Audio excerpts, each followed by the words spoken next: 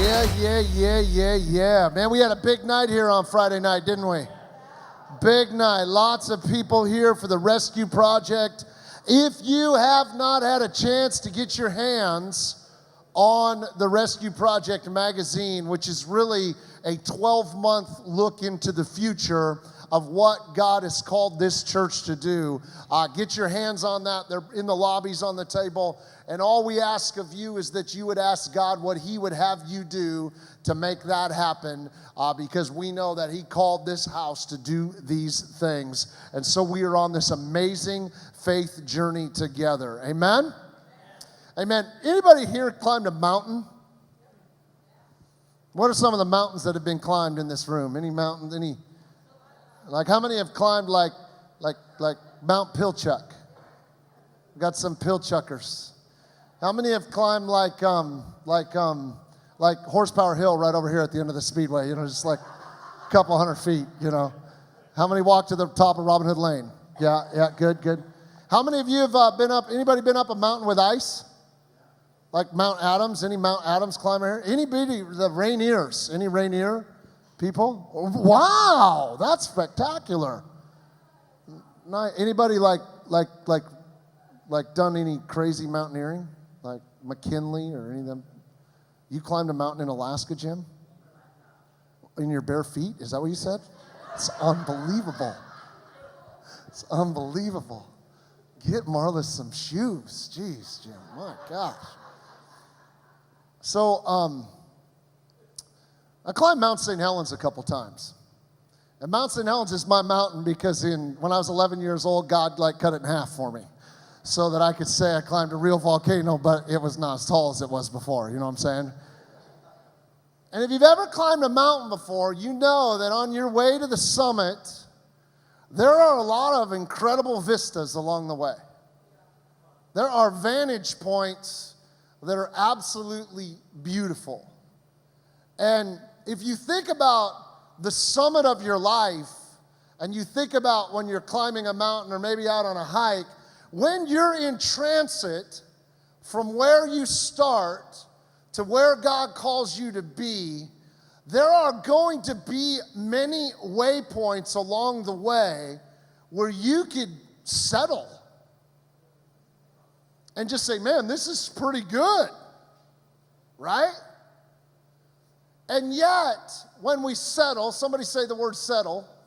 When we settle, we don't get to the summit of maybe what this life or this calling or this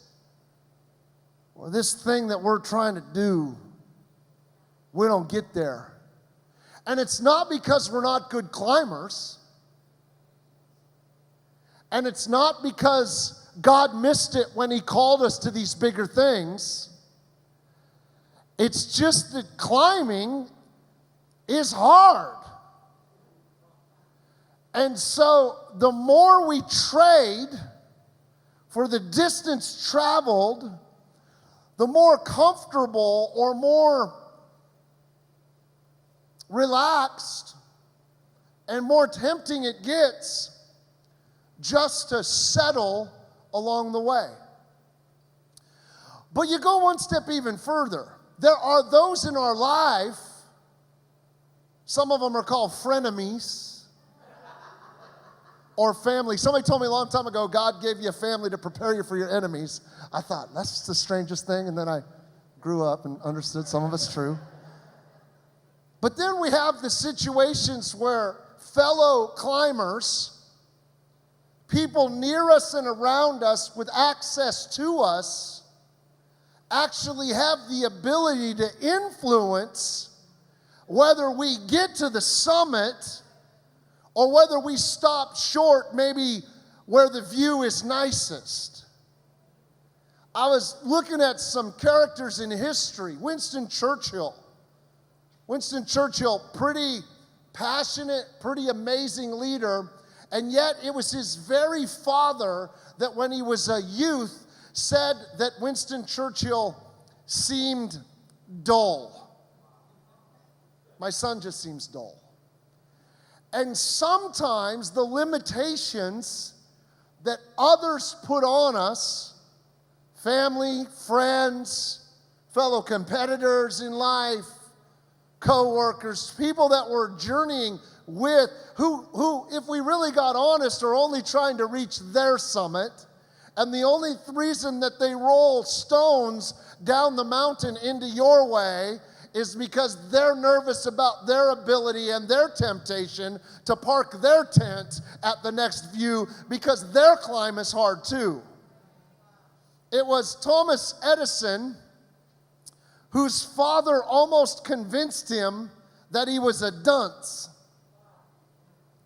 It was Albert Einstein whose parents feared for their intellectual capacity of their kid, who performed so badly in high school, he only was good at math that a teacher told him to drop out.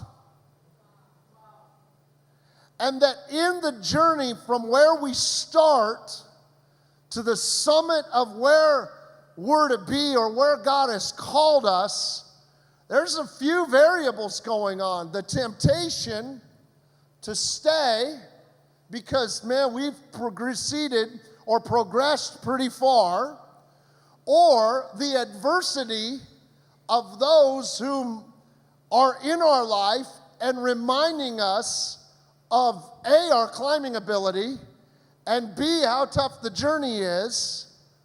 See, one of the things that I've learned in mountain climbing and in life is the more success that you begin to have, the more tempting it is to take for granted the process by which you got to the success that you achieved. I find one of the most dangerous things in my own life is to realize that every vista is important, but the same tenacity and passion is required when I started this journey to when I'm in the middle of the climb trying to reach the summit, and I'm tempted either by the naysayers and situations of life, right? Or the view's pretty doggone good up here. You add in the components of what life throws at us, the genealogy of our families, the makeup of what. Have you ever heard somebody say, your dad was an alcoholic, his dad was an alcoholic, so guess what your destiny is? Or poverty. You don't have any business trying to be successful in business. You come from poverty. Before where you came from, there was poverty, and all you'll ever know is poverty. See, these are the types of limitations while we climb, and people say to people who are climbing, who do you think you are, thinking that you can go to the summit of what you believe your dream is or what you believe God is? The truth is that we must choose to overcome these obstacles in life, whether it be hereditary addictions or hereditary limitations. There's always going to be a self-limiting factor in your mindset. There's always going to be reasons why you should settle. And there's always going to be the ability for you to choose, as you have in the beginning when you set out on this course for your summit. There's always going to be the war between it is already in me to reach the top of this mountain and the adversity that I'm encountering as I'm going up. I remember my junior year of college. My father came to me and he said, son, we were just wrapping up my junior year of college. He said, son, I just want to have a quick talk with you. I want you to finish. And I'm like, Dad, why are you being like so passionate about this? I plan on finishing. He's like, because I didn't. And I didn't know that. Like, he had his ring and everything. He's 11 credits short. I'm like, Dad, that's like 110 hours. He's like, I've been 11 credits short since 1976. And it was like 94, 95 when. And this is what he said. He said, you got to do this. I was the first night to graduate from a 4-year college in my whole family. This kind of message matters because your choices on your climbs, they are consequential for your children and your children's children. You have got to say, this disease, this addiction that's infecting me, I have got to climb past stopping here because it's going to affect my kids' kids if I don't break the cycle. If I don't settle for where I'm at right now, but I push through in faith to get to the summit of what I'm called to be. And it could be anything, guys. Anything. Well, there's this guy, and his name is David. Anybody heard of David? And David had this same atmosphere I'm speaking to you about his life. He had had an experience when he was a boy that had so put something within him that even as a grown adult, he could not ignore this suspicion that he was called to a particular summit. But he was presented this opportunity in 2 Samuel, and I want to show you this passage. It's a very short couple of scriptures, but the magnitude of this for your life and mine is unbelievable. 2 Samuel 5, 6, and 7. I'm just going to read a couple words and then I'm going to tell you a little story. David then led his men to Jerusalem to fight against the Jebusites. Now you need to understand something about David. When he was a boy, a prophet named Samuel was called to David's father's Jesse's house to anoint the next king of Israel. Samuel shows up, Jesse brings out all the boys, and he says, do you have another son? And David was so minimized in the eyes of his father that he wasn't even invited to the lineup. He was so overlooked by his brothers, and they so were envious of who David was that they didn't even happen to mention, after they weren't selected, that there's one more. But ultimately, Samuel gets what Samuel gets, and David shows up, and he's anointed as a boy king of Israel. Well, when you fast forward to 2 Samuel chapter 5, David has been king over Judah for 3.5 years. He has reached the summit and a pretty good vantage point. He is in, location-wise, he is in a place called Hebron. He's in a place called Hebron. He's fulfilling, for the most part, what God had called him to do. He is king over Israelites. The challenge is the kingdom of Israel, the tribes of Israel, there were 12 of them, they are divided. The north tribes are battling with the south tribes. It's brother against brother, it's family against family. And ultimately, David is in Hebron leading the tribes that are under his care, but there is another king in Israel that's leading Israel. And so ultimately, how it plays out here, just a couple verses, is his men come to him and they say, David, God has called you the king of Israel. You must unite the tribes. Now, uniting the tribes was not a simple thing to do. And David is already a king. If you think about it, what is his motive to unite the tribes when he already has the life and fulfillment of a king? But David, within him, had an unwillingness to settle. And so the word says that he made a covenant and he told his boys, let's go. Let's go to the city of Jebu and let's take the city of Jebu and let's unite the tribes. Now check this out. This is what is so amazing about this story. Is you pick it up in verse 5. David then led his men to Jerusalem to fight against the Jebusites, the original inhabitants of the land who were living there. The Jebusites taunted David, saying, you'll never get in here. Even the blind and the lame could keep you out. For the Jebusites thought they were safe, but David captured the fortress of Zion, which is now called the city of David. So the rest of the story is David gets his guys together and they decide, we're going to go take the city of Jebu, renamed Jerusalem. But this is what's amazing. Y'all remember another story in 1 Samuel chapter 17 about a boy named David showing up at a battle?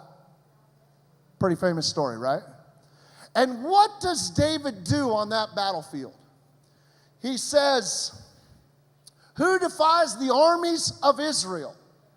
Because Israel was united. Who was he anointed to be king over? Israel. So he shows up, he says, who defies the armies of Israel? And we know that the battle happens between David and Goliath. And when David walks up and lops the head off of that giant, the Bible tells us in the parallel to this, 1 Chronicles chapter 11, that he took Goliath's armor, somebody say armor, to his tent.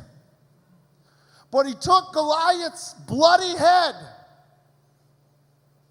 and he picked it up and he ran 18 miles to stick it on a spear and plant it on a hill outside the city of Jebu, as if to say, in my youth, I don't know when, I don't know where, I don't know how, I don't know the timing of it, but I'm coming back to this city because I'm king of Israel. Fast forward, he's in Hebron living as a king. But he makes a decision, a conscious decision, to not settle on his way to the summit. Something in David, I know what it is. It's that suspicion that you, that me, that us, that in this life we are made for more than where we're currently at. That it's not good enough just to repeat the patterns of our parents, but somehow there's a seed within us that Jesus has put there that must grow and must blossom and must come to pass. And within David, that seed was a conversation with a prophet that said, I anoint you king of Israel. And that seed is growing while the man is living in Hebron. And the question is, what are you called to occupy, but you're living in a land over here just settling for where you're at in the journey? Meanwhile, there's a seed within you that's far greater than Hebron, far greater than what you see or experience or feel. It's in us all. And if you're honest with yourself, when you lay awake at night, you think of it. But it's the things outside the walls of that city. It's the past and the memories that accuse you and say you're not worthy of that summit. When they approached the walls of Jebu, David and his men, there were caricatures. The Jebusites were playing psychological warfare on the Israelites.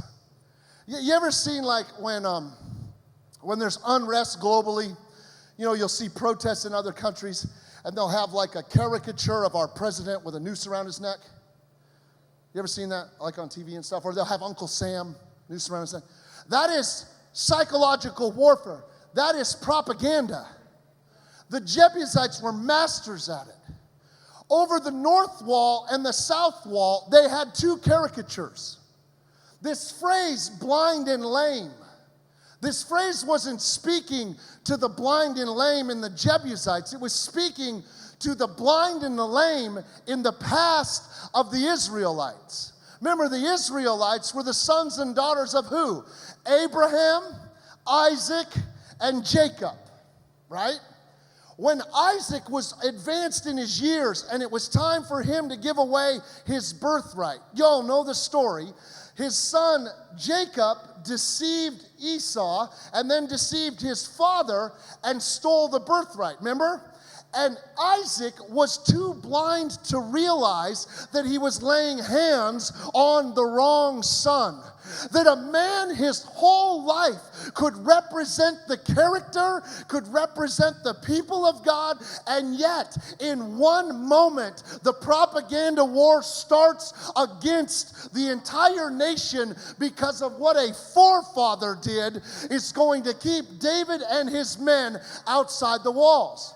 Now you remember Isaac and Jacob. You remember Jacob. Jacob wrestles with God one night, doesn't he? And what happens in the wrestling? He's touched in the hip, and the rest of his days, he limps.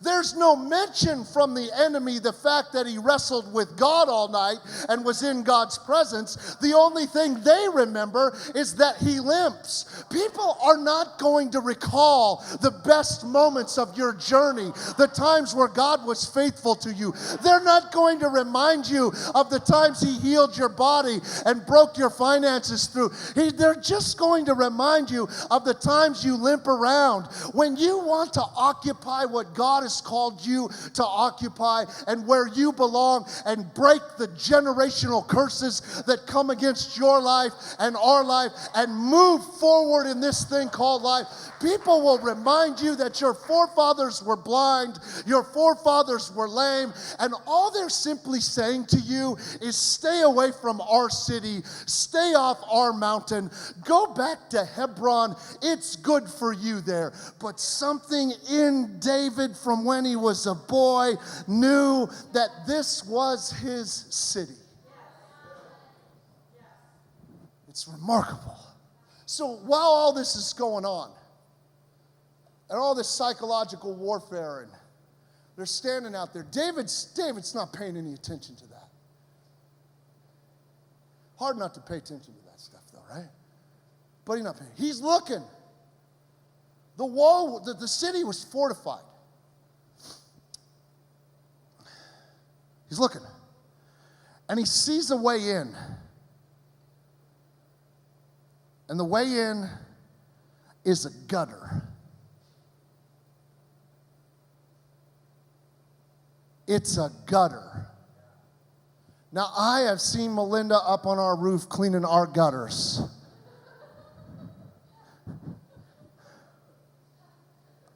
Our gutters are nasty. Like birds fly up with their stuff and they eat it, and then it falls in the gutter and it decomposes in the gutter. And there's moss and leaves and pine needles. And you ever cleaned your gutter and you're just like, right? Right? And David says this. This is our city,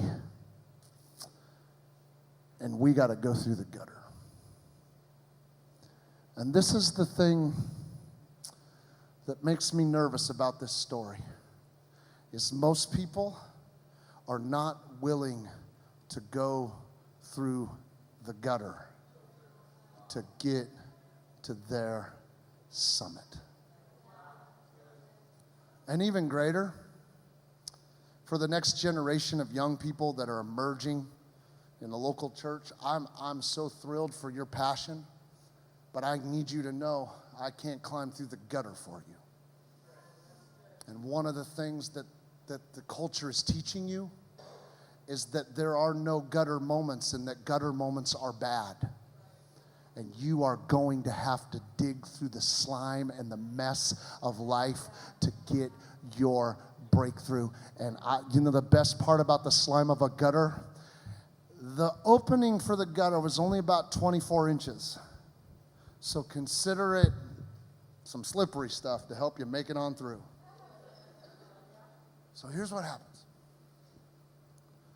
David says, first man to get in the city will be the commander of my armies when we occupy this city.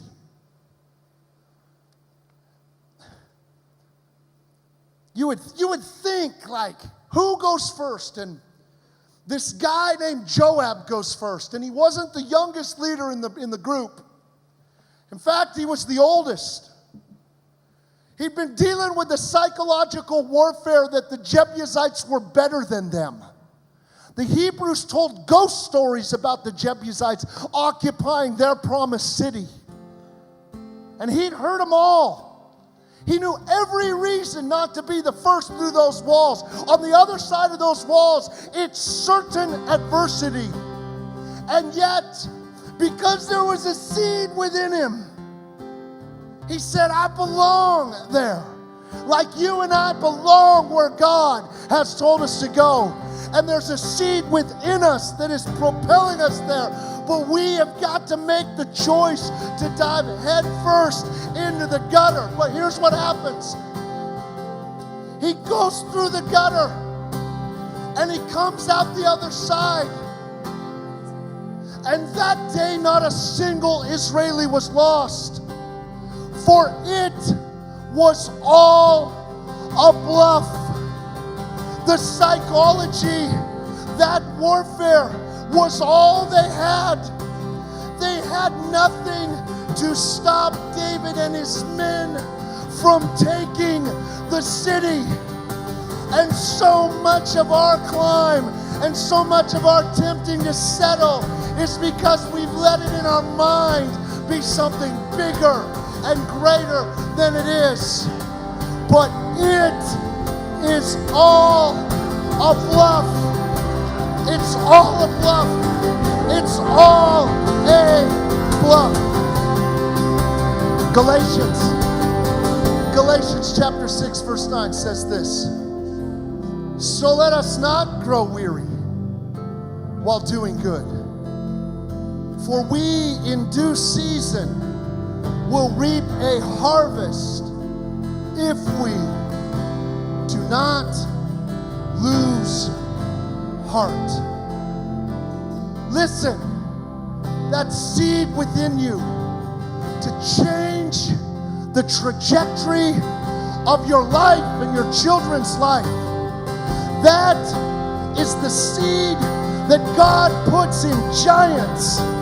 And giants, giant faith, giant choice, giant dreams, giant possibilities, and giants produce giants. Listen, big dogs make big dogs. Small dogs make small dogs. What are you doing with your faith to get from Hebron, where you've been settling? Listen, your kids are still watching you, even though the nest is empty. Your generation behind you is still paying attention to your faith. So where are the Joabs?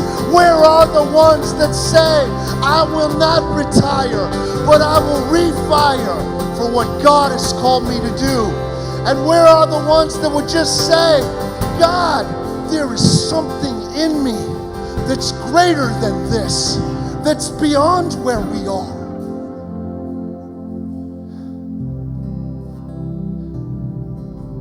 I can see David. I can see him. I can see him looking at his guys and he's saying, there's a gutter. See, you think that your ministry, where it's at right now, is pretty awesome. You're in Hebron. Your ministry is never complete to the highest of heights until your breath is taken from your lungs and you're done. And so don't build a monument down here and make cabs and special things down here. All these things can never change. Don't make agreements down there. Not if you want to get to your summit, to where God's called you to be. You think, man, this season is darn near impossible. I get it, I've been there. I've been in the place where I thought, my God, I'm just living out what I've seen generationally. How do I stop this cycle in my faith?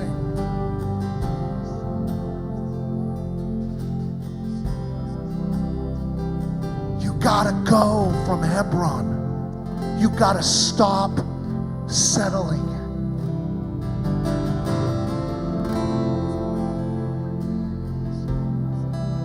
You may not understand it.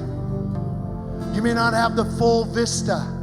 That's because you're on the trail climbing right now. And you're surrounded by trees and people yipping and talk. And you're tempted to think that the next time you come into open space, why we must be here. You are not there yet. And if you're honest, you know it. You know it. I don't have to tell you. You can make excuses to stay where you're at. You can say, well, but I this. You know it within you. Because when you were a boy, you did something. Or when you were young. See, here's the craziest part about this story. You ready? Say, I'm ready. David takes that head and he runs to a hill outside the city of Jebu. And he drives that Goliath head into a hill outside the city walls.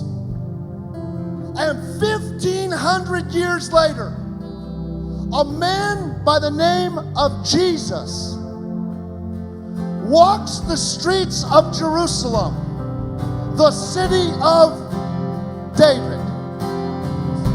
And when he heals people, they say, "Oh Lord, Son of David." And when they crucify him outside the city on a hill called Golgotha, which means the place of the skull. Are you kidding? No, I'm not kidding. The same hill that David took that giant skull and planted it in the ground. Only this time, when they thrust the cross into the ground and he hung upon that cross and died for you and I, it fulfilled Genesis chapter 3, where it said that God would crush the head of the serpent for once and for all. And when Jesus returns someday, he will sit upon his throne in the city of Jerusalem, the city of David. Wait for it. All because David made a decision in Hebron not to settle. Don't tell me, right? Don't tell me that God doesn't have a plan long term for you making a decision to push forward right now. Let's go. Let's go. Let's go. Let's push forward right now. Let's go. Let's go. Let's go. Let's go. Come on, give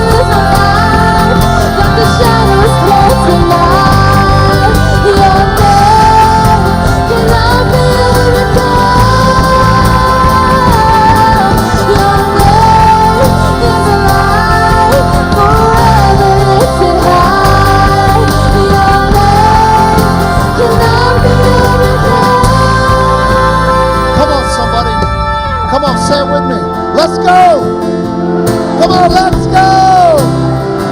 Let's go. Let's not settle. Let's not settle. Don't you dare settle in your journey of faith. Do not settle for where you're at right now. There is a seed within you, and you know it. And speak to that seed. You are made for this mission. Made for it. You were made to conquer that city from the very beginning. So let's go. Let's go. Man, I want to pray for a few people this morning, and here's how I want to do this. I get it. You come in here and come into a church, and there's crazy guys up there yelling and sweating all over everything. You're like, I don't even know if I like it, but it made a little bit of sense to me.